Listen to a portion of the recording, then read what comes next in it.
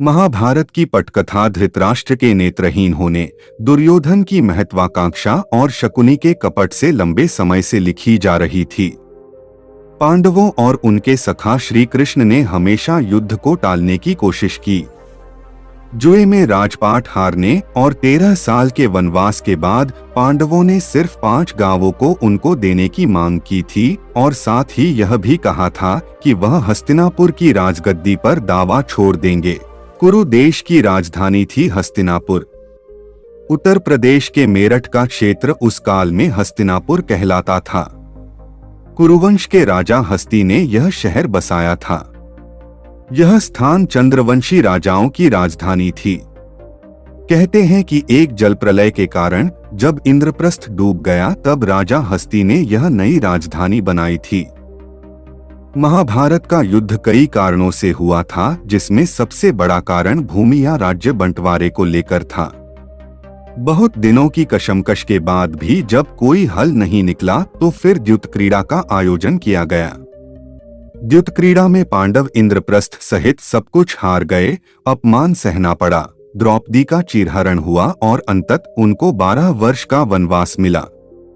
वनवास काल में कई राजाओं से मैत्री कर पांडवों ने अपनी शक्ति को बढ़ाया और कौरवों से युद्ध करने की ठानी।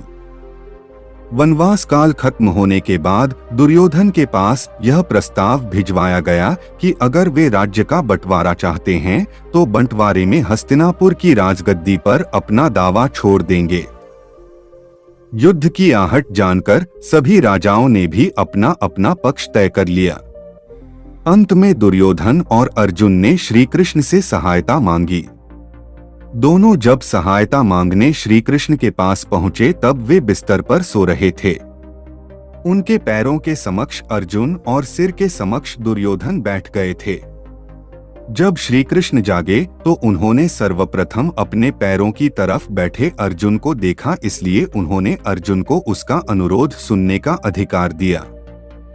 श्री कृष्ण ने अर्जुन और दुर्योधन दोनों को ही संबोधित करते हुए कहा कि जैसा कि तुम जानते हो कि मेरे पास नारायणी नामक वीरों की सेना है, लेकिन मेरे लिए तुम दोनों एक समान हो, इसलिए मैं ये प्रतिज्ञा लेता हूँ कि युद्ध में कोई अस्त्र शस्त्र नहीं उठाऊंगा और एक सेना में मैं अकेला निशस्त्र रहूंगा और दूसरी तरफ मेरी नारायणी सेना रहेगी। इसलिए अर्जुन, मैं तुमको चुनाव का पहला मौका देता हूँ कि तुम मुझे या मेरी नारायणी सेना में से किसी एक को चुन लो।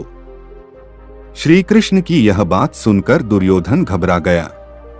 वह सोचने लगा कि निश्चित ही अर्जुन तो नारायणी सेना मांग लेगा, जो कि बहुत ही शक्तिशाली है। यदि ऐसा हुआ तो मैं निशस्त्र श्री कृष्ण का क्या करूंगा? वह यह सोच ही रहा था कि अर्जुन ने बड़ी विनम्रता से श्री कृष्ण से कहा कि आप चाहे कोई शस्त्र उठाएं या न उठाएं, आप चाहे लड़ें या न लड़ें, लेकिन आपसे विनम्र विनती है कि मैं आपको ही अपनी सेना में चाहता हूँ। यह सुनकर दुर्योधन मन ही मन खुश हो गया।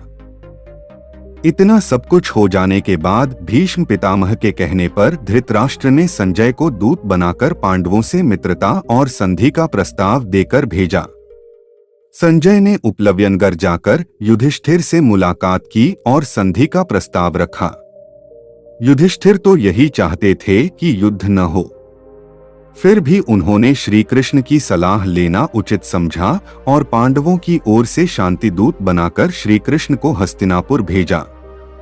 उसने संजय को ये कहकर भेजा कि यदि वो उनको केवल 5 गांव ही दे दे तो वे संतोष कर लेंगे और संधि कर लेंगे।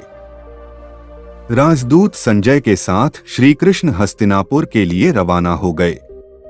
वहां श्री कृष्ण ने पांडवों को संधि प्रस्ताव की शर्त को रखा।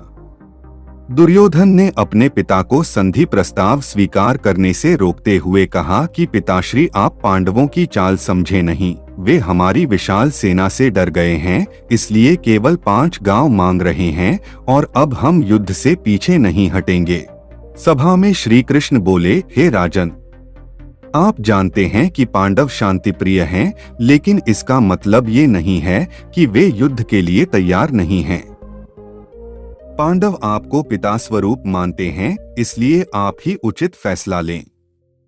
श्री कृष्ण ने अपनी बात जारी रखते हुए दुर्योधन से कहा कि दुर्योधन, मैं तो केवल इतना चाहता हूँ कि तुम पांडवों को आधा राज्य लौटकर उनसे संधि कर लो। अगर ये शर्त तुम मान लो तो पांडव तुम्हें युवराज के रूप में स्वीकार कर लेंगे। धृतराष्ट्र ने समझाया कि पुत्र, यदि केवल 5 गांव देने से युद्ध टलता है तो इससे बेहतर क्या हो सकता है, इसलिए अपनी हठ छोड़कर पांडवों से संधि कर लो ताकि ये विनाश टल जाए।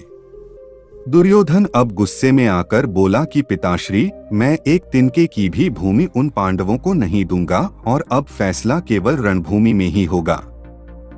धृतराष्ट्र के बाद भीष्म पितामह और गुरु द्रोण ने भी दुर्योधन को समझाया, लेकिन वो अपनी हठ पर अड़ा रहा और उसने अपनी मां गांधारी की बात भी नहीं मानी। तब शांति दूत बने श्री कृष्ण को ज्ञात हो गया कि अब शांति स्थापना की संभावना लुप्त हो चुकी है और वो वापस उपलव्यनगर लौट आए।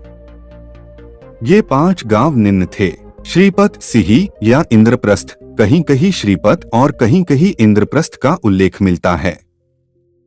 मौजूदा समय में दक्षिण दिल्ली के इस इलाके का वर्णन महाभारत में इंद्रप्रस्थ के रूप में है। पांडवों और कौरवों के बीच जब संबंध खराब हुए थे तो धृतराष्ट्र ने यमुना के किनारे खांडवप्रस्थ क्षेत्र को पांडवों को देकर अलग कर दिया था। यह क्षेत्र उजाड़ और दुर्गम था, लेकिन पांडवों ने मयासुर के सहयोग से इसे आबाद कर दिया था। इसी खांडव क्षेत्र को आबाद कर पांडवों ने मयासुर से यहाँ एक किला और उसमें महल बनवाया था। इस क्षेत्र का नाम उन्होंने इंद्रप्रस्थ रखा था।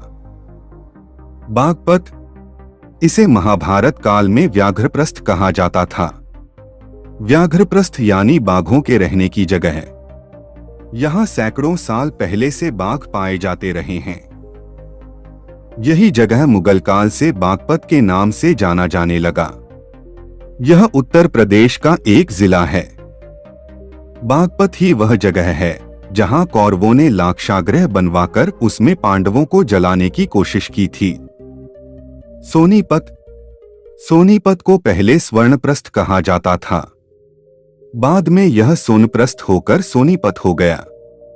स्वर्णपत का मतलब सोने का शहर। पानीपत, पानीपत को पांडुप्रस्थ कहा जाता था। भारतीय इतिहास में यह जगह बहुत महत्वपूर्ण है क्योंकि यहाँ 3 बड़ी लड़ाइयां लड़ी गईं। इसी पानीपत के पास कुरुक्षेत्र है जहाँ महाभारत की लड़ाई हुई। पानीपत राजधानी नई दिल्ली से 90 किलोमीटर उत्तर में है। इसे सिटी ऑफ वीबर यानी बुनकरों का शहर भी कहा जाता है। तिलपत, तिलपत को पहले तिलप्रस्थ कहा जाता था। यह हरियाणा के फरीदाबाद जिले का एक कस्बा है। तो मित्रों, हमारा वीडियो कैसा लगा? अच्छा लगा हो तो चैनल को सब्सक्राइब करना और बेल आइकन घंटी दबाना ना भूलना।